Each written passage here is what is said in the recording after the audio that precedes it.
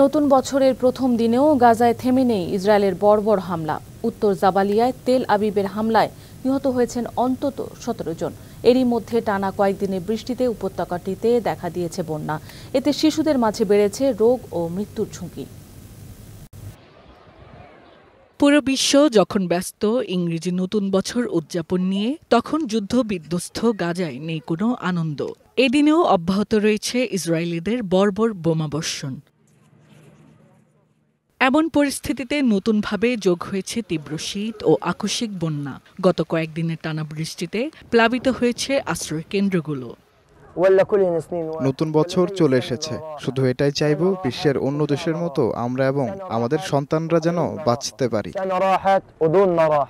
বন্যায় সবচেয়ে করুণ পরিস্থিতির শিকার উপত্যকাটির দক্ষিণের খান ইউনিস সহ গাজার কেন্দ্রীয় শহর ও দেইর আল বালাহ। কর্তৃপক্ষ জানায় প্রায় 1500 তাঁবু প্লাবিত হয়ে আছে, ফলে তাঁবুতেও ঠাঁই পাচ্ছেন না বাস্তুচ্যুত ফিলিস্তিনিরা। এই ঠান্ডায় তাঁবুর ভিতরেই বৃষ্টির মধ্যে কাটিয়েছি সারা রাত। এতদিন ছিলাম রাফায়, তারপর বেইত লাহিয়ায়। আগামী দিনগুলো কোথায় কাটাবো তাও জানি না।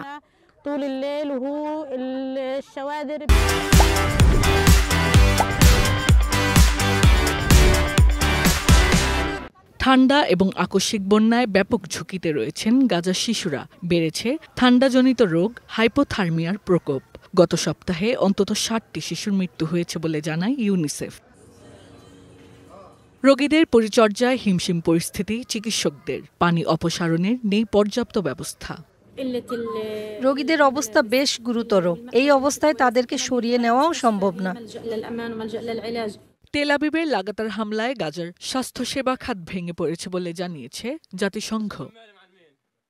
এদিকে অধিকৃত পশ্চিম তীরের তুবাস এবং তাম্মুন শহরে অব্যাহত রয়েছে দখলদার ইসরায়েলিদের সামরিক অভিযান। একই সাথে চলছে ধরপাকড়। অপরদিকে ইয়েমেনের হুতি বিদ্রোহীদের লক্ষ্য করে ড্রোন হামলা চালিয়েছে মার্কিনিরা, যা ভূপাতিত করার দাবিও করেছে Houthi. Hasna Akter, DBC news desk.